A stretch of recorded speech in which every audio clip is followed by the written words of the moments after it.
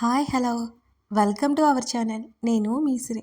ఈరోజు మనం చెప్పుకోబోయే కథ ప్రియనేస్తం పార్ట్ 27. కథలోకి వెళ్ళే ముందు లైక్ చేయడం మర్చిపోకండి ఫ్రెండ్స్. తన్ని చూడొచ్చా అన్నాడు అర్జున్. లోపల డాక్టర్స్ ఉన్నారు సార్, మీరు వెళ్ళడానికి వీల్లేదు అని అర్జున్తో చెప్పి వెళ్ళిపోయింది ఈ నర్స్. ఏం చేయాలో పాలుపోక అక్కడే చైర్లో కూర్చున్నాడు అర్జున్. వసుంధర నుంచి కాల్ వచ్చింది. అత్తా అన్నాడు కంగారుగా బయటికి కనిపించనీయకుండా. ఎక్కడున్నా నాన్న? వర్షం పెద్దదైపోయింది. వర్షం ఆగాక క్షేమంగా ఇంటికి రండి. వర్షంలో రావద్దు అని చెప్పింది వసుంధర. అత్తా అత్తా మేము ఇక్కడ లేము. మేము వచ్చేసరికి రేపు ఉదయం అవుతుంది అని అర్జున్ చెప్పాడు. అసలే రాత్రి సమయం. ప్రవర్తకకి హెల్త్ అప్సెట్ అయిందని వసుంధరకు తెలిస్తే ఆమె టెన్షన్ భరించలేదు. అందుకే అర్జున్ ఆమెతో ఏమీ చెప్పలేదు. అలాగా, సరే నాన్న, జాగ్రత్త చెప్పింది వసుంధర. అత్త, సీతమ్మతో చెప్తాను, నువ్వు జాగ్రత్తగా ఉండు అన్నాడు అర్జున్. సీతమ్మ కూడా ఇక్కడే ఉంది నాన్న. చెప్పాల్సిన పని లేదు, నేను చెప్పేస్తానులే, మీరు హాయిగా తిరిగేసి రండి అని నవ్వుతూ చెప్పింది వసుంధర. కాల్ కట్ చేశాడు అర్జున్. మరో గంట భారంగా గడిచింది అతనికి. క్షణక్షణానికి అతనిలో భయం పెరిగిపోతుంది. తర్వాత అర్జున్ని అతని క్యాబిన్లోకి పిలిచారు డాక్టర్. డాక్టర్ ముందు ఉన్న చైర్లో కూర్చో అన్నట్టు అర్జున్కి సైగ చేశాడు. చైర్లో కూర్చుని డాక్టర్ వైపు కంగారుగా చూశాడు అర్జున్. సార్, తనకి డాక్టర్ నోరు విప్పకముందే వెంటనే అడిగాడు అర్జున్. మీ వైఫ్కి హార్ట్ సర్జరీ జరిగింది కదా, ఆమె ఎక్కువ స్ట్రెస్ ఫీల్ అయింది, అందుకే ఇలా జరిగింది అని అన్నాడు డాక్టర్. హార్ట్ సర్జరీ ఏంటి డాక్టర్ అని అయోమయంగా అడిగాడు అర్జున్. ఆ డాక్టర్ చెప్పేది ప్రవర్తిక గురించేనా అని పదే పదే డౌట్ వస్తోంది అతనికి. అదేంటి, మీ వైఫ్కి హార్ట్ సర్జరీ జరిగిందని మీకు తెలియదా అని అడిగాడు ఆ డాక్టర్. లేదన్నట్టు అడ్డంగా తల ఊపాడు అర్జున్. మీకు మ్యారేజ్ అయ్యి ఎన్ని రోజులైంది అని అడిగాడు. రీసెంట్గా అని చెప్పాడు అర్జున్, డాక్టర్ వైపు ఆశ్చర్యంగా చూస్తూ. రోజులైందని పర్టికులర్గా అడిగానని అలా ఆశ్చర్యపోయారా అన్నట్టుగా తల ఊపాడు అర్జున్. మీ వైఫ్ పరిస్థితి ఏంటో మీకు తెలియలేదంటే అర్థం అదే కదా అని చెప్పాడు డాక్టర్. పెళ్ళికి ముందు జరిగి ఉంటుంది డాక్టర్, ఆ విషయం నాకు తెలియదు, సడన్గా కళ్ళు తిరిగి పడిపోయింది అని చెప్పాడు అర్జున్. లేదు మిస్టర్, ఆమె కళ్ళు తిరిగి పడిపోలేదు, ఎక్కువ ఆలోచించడం వల్ల పల్స్ రేట్ పడిపోయింది అని చెప్పాడు డాక్టర్. మౌనంగా ఉన్నాడు అర్జున్. ఇప్పుడు ఎలా ఉంది డాక్టర్? కంగారు ఏం లేదు కదా? కంగారు లోపల దాచుకుంటూనే అడిగాడు అర్జున్. ఇప్పుడైతే ఆమె బాగానే ఉంది, ఆమె మెడిసిన్స్ వాడడం ఆపేసినట్టుంది, మళ్ళీ కంటిన్యూ చేయాలి అని అన్నాడు డాక్టర్. ఏం మాట్లాడాలో తెలియలేదు అర్జున్కి. అసలు దేనికి మెడిసిన్స్ వాడాలి? ఇంకా కొన్నాళ్ళు పడుతుంది, అప్పటి వరకు ఆమెకు ఒత్తిడి కలిగించకుండా, ఒత్తిడికి గురవ్వకుండా చూసుకోండి. ట్రీట్మెంట్ చేసాం, ఇంకో గంటలో మెలకువ రావచ్చు అని చెప్పాడు డాక్టర్. అలాగే అన్నట్టు తల ఊపి, చూడొచ్చా తన్ని అని అడిగాడు అర్జున్. ప్రైవేట్ రూమ్కి షిఫ్ట్ చేస్తాం, అప్పుడు వెళ్ళి చూసిరండి అని చెప్పాడు డాక్టర్. అర్జున్ బయటికి నడిచాడు. అతను ఇంకా తడి బట్టలతోనే ఉన్నాడు. విజిటర్స్ ఏరియాలో కూర్చున్నాడు అర్జున్. ముఖానికి చేతులు ఉంచి తల కిందకు వేలాడదీసుకున్నాడు. కాసేపటి తర్వాత అర్జున్ దగ్గరికి ఒక నర్సు వచ్చింది. ప్రవర్తిక అని ఆ నర్స్ అనగానే చటుక్కున పైకి లేచాడు అర్జున్. ఆ పేషెంట్ తాలూకా వచ్చిన వ్యక్తి మీరేనా అని అడిగింది. అవును నేనే, ఎలా ఉంది తనకి కంగారుగా అడిగాడు అర్జున్. ఆమెకి స్పృహ వచ్చింది, ప్రైవేట్ రూమ్కి షిఫ్ట్ చేశాం, మీరు వెళ్ళి చూడవచ్చు అంటూ ఆ రూమ్ నెంబర్ చెప్పింది నర్సు. వెంటనే అక్కడి నుంచి ప్రవర్తిక రూమ్ వైపుకి నడిచాడు అర్జున్. ఆ గది బయట అతని అడుగులు ఆగిపోయాయి. లోపలికి వెళ్ళడానికి తటపటాయించాడు. ఎందుకో మరి డోర్ తీస్తున్న అతని చెయ్యి వణికింది. వెంటనే చేతిని వెనక్కి తీసుకుని ప్రణయ్కి కాల్ చేశాడు అర్జున్. ప్రణయ్ లిఫ్ట్ చేయలేదు. మళ్ళీ కాల్ చేశాడు అర్జున్. తర్వాత లిఫ్ట్ చేసి, చెప్పు బావా అని అన్నాడు ప్రణయ్. త్వరగా హైదరాబాద్ వచ్చేరా అని చెప్పాడు అర్జున్ మెల్లగా. ఎప్పుడూ కమాండింగ్గా ఉండే అతని వాయిస్లో లో అయ్యేసరికి డౌట్ వచ్చింది ప్రణయ్కి. ఏమైంది బావా, అంతా ఓకేనా, ప్రవి ఓకేనా అని అడిగాడు భయం భయంగా ప్రణయ్. లేదు, ఇక్కడేం బాలేదు, నీ చెల్లికి హెల్త్ అప్సెట్ అయింది అని చెప్పాడు అర్జున్. ఏమైంది? ప్రణయ్కి కంగారు పెరిగిపోయింది. ఇక్కడికి వచ్చాక చెప్తాను, ముందు ఇక్కడికి రారా అని అన్నాడు అర్జున్. ఒకసారి చేతికి ఉన్న వాచ్ వైపు చూసుకున్నాడు ప్రణయ్. ఇంకో గంటలో బస్సు ఉంది. నేను వచ్చేస్తాను. రేపు ఉదయం కల్లా అక్కడ ఉంటాను బావా అన్నాడు ప్రణయ్. సరే అన్నాడు అర్జున్. అర్జున్ అని అంటున్న ప్రణయ్ పిలుపుకి కాల్ కట్ చేయబోయి కూడా ఆగిపోయాడు అర్జున్. ఫోన్ చెవి దగ్గర పెట్టుకున్నాడు తిరిగి. ప్రవీ జాగ్రత్తరా వణికి గొంతుతో చెప్పాడు ప్రణయ్. డోంట్ వర్రీ, నేను చూసుకుంటాను అని చెప్పాడు అర్జున్. అర్జున్ నోటి నుంచి ఆ మాట రాగానే కాస్త రిలాక్సేషన్ అనిపించింది ప్రణయ్కి. కాల్ కట్ చేసి ఫోను పాకెట్లో పెట్టుకుని ప్రవర్తిక ఉన్న రూమ్ డోర్ ఓపెన్ చేశాడు అర్జున్. బెడ్ మీద పడుకుని కళ్ళు మూసుకుని ఉంది ప్రవర్తిక. డోర్ ఓపెన్ చేసిన శబ్దం వినిపించినా ఆమె కళ్ళు తెరవలేదు. మెల్లిగా ఆమె వైపుకి అడుగులు వేశాడు అర్జున్. అతని చేతిలో చలనం లేకుండా ఉన్న ఆమె రూపం పదే పదే మెదిలి అతనికి చాలా టెన్షన్గా అనిపించింది. ఇప్పుడు కూడా హాస్పిటల్ బెడ్ మీద ఆమె అలా కదలకుండా ఉండేసరికి అతనిలో కొంచెం భయం అలాగే ఉండిపోయింది. బెడ్ దగ్గరికి నడిచాడు. ఆమె భుజం మీద చేయి వేయడానికి అని చేతిని ముందుకు పెట్టాడు. ఉలిక్కిపడి చూసింది అతన్ని. వెంటనే చేతిని వెనక్కి తీసుకున్నాడు అర్జున్. మెల్లిగా లేచి బెడ్కి ఆనుకొని కూర్చుని తల పక్కకు తిప్పుకుంది. ఎలా ఉంది అని నార్మల్గా అడిగాడు అర్జున్. బాగున్నట్టు తల ఊపింది అతన్ని చూడకుండానే. ఇంకేం మాట్లాడాలో తెలియట్లేదు అతనికి. ఆమె తలని అటువైపుకి తిప్పుకొని ఉంది. ఆమె ఏడుస్తోంది. ఆమె మొండితనం గుర్తొచ్చి వెంటనే కోపం వచ్చింది అతనికి కూడా. నీకు బుద్ధుందా అసలు? వర్షంలో ఎందుకు బయట అలాగే తడిచావు అని చిన్నగా అన్నా ఆ వాయిస్ గంభీరంగానే ఉంది అతంది. మీకోసమే ఎదురు చూశాను అని అంది కళ్ళు తుడుచుకుని. తల కిందకి దించుకుంది ప్రవర్తిక. నేను రమ్మన్నప్పుడు రావాల్సింది కదా అన్నాడు కష్టంగా కోపాన్ని అణుచుకుంటూ. నేను అడిగినప్పుడు మీరు కూడా సమాధానం చెప్పాలి కదా అని అతని వైపుకి తల తిప్పి అడిగింది. ఆమె కంటి నిండా నీళ్లున్నాయి. ఇంకా ఆమె ముక్కు ఎర్రగా అయింది. ఆమె ముఖం వాడిపోయింది ఎక్కువగా ఏడ్చడం వల్ల. ఆమెని చూసి ఇంకేం చెప్పలేకపోయాడు, ఇంకేం అనలేకపోయాడు. ఎందుకు ఏడుస్తున్నావు అని చిరాగ్గా అన్నాడు. ముందు చెప్పండి, మీ సమాధానం ఏంటి అని మొండిగా అడిగింది ప్రవర్తిక. ఏం మాట్లాడుతున్నావో బుర్రుందా నీకు?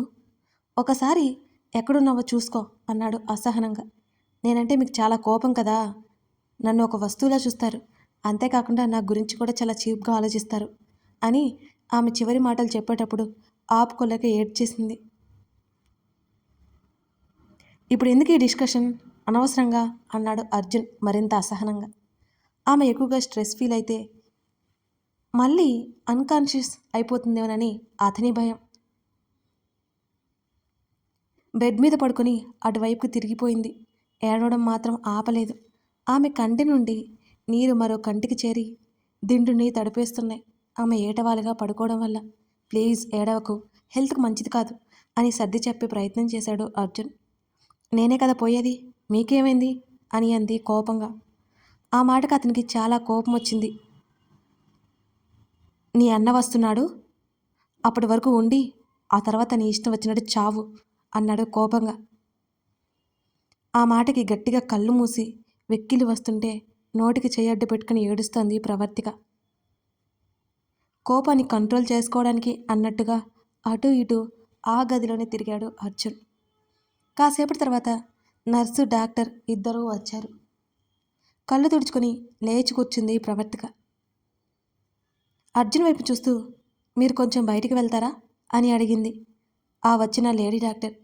అలాగే అన్నట్టు తల ఊపి బయటికి వెళ్ళిపోతున్న అతన్నే చూస్తూ, ఆయన నా భర్త, ఎందుకు బయటికి వెళ్ళమంటున్నారో తెలుసుకోవచ్చా అని అడిగింది ప్రవర్తిక. గట్టిగా కళ్ళు మూసుకున్నాడు అర్జున్ అసహనంగా. ప్రవర్తిక అలా భర్త అనడం అతనికి నచ్చలేదు.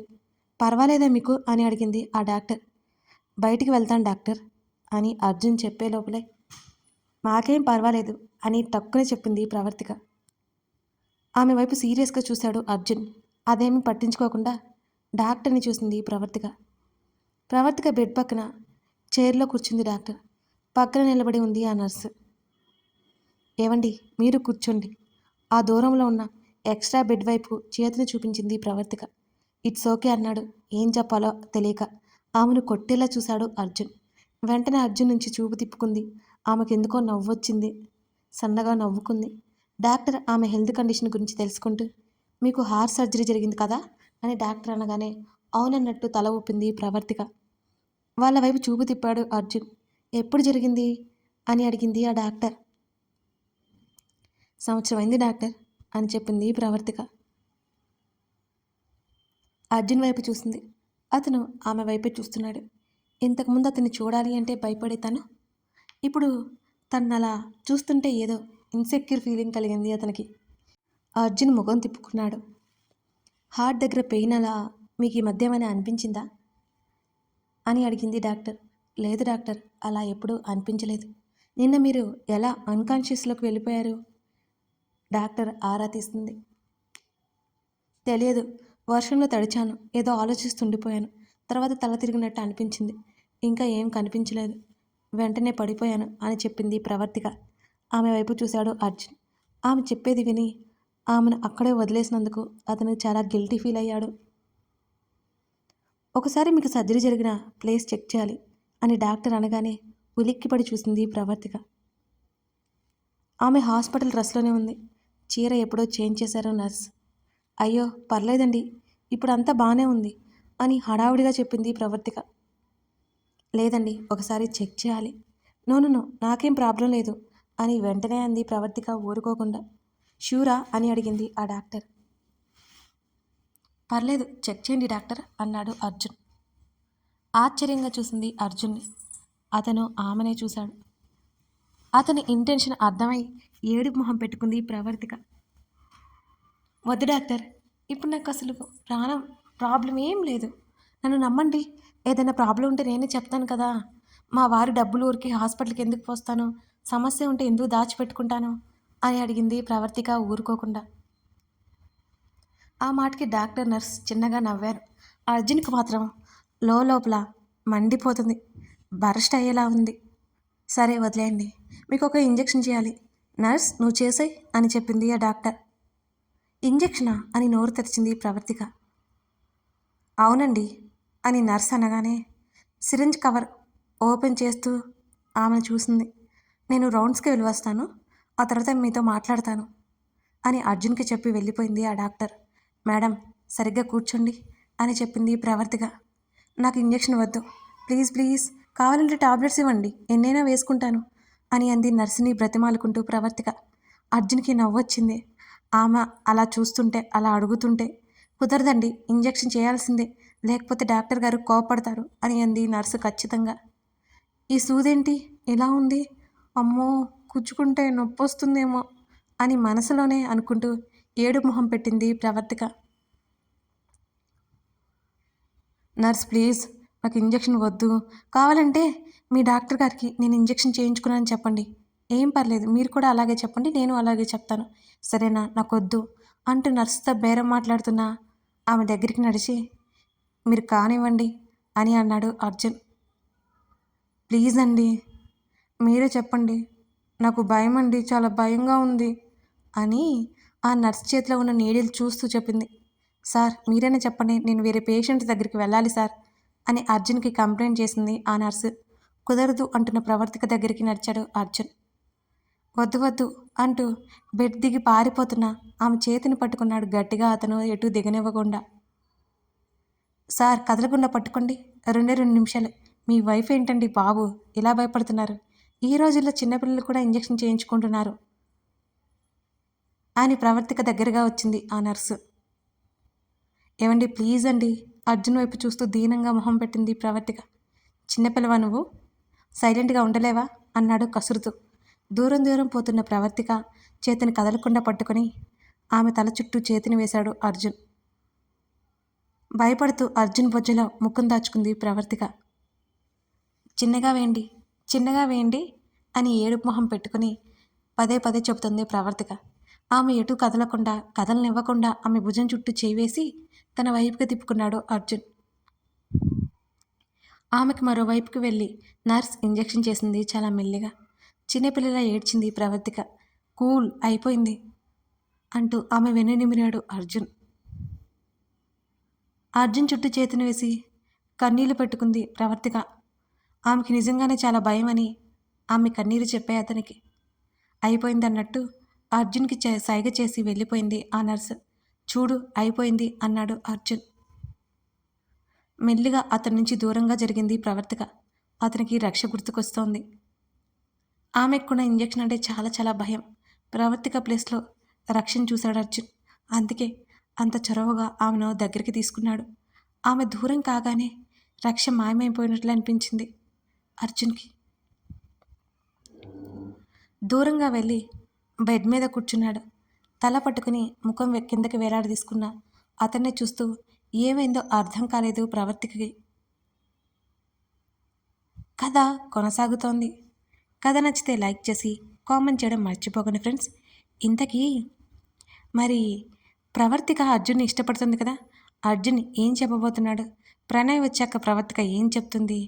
ప్రవర్తిక హెల్త్ ఎందుకు అలా అయిపోయిందో ఇవన్నీ తెలియాలంటే ముందు ముందు చూడండి. ఈ కథ చాలా చాలా బాగుంటుందండి. అసలు మిస్ చేయకండి. Thank you.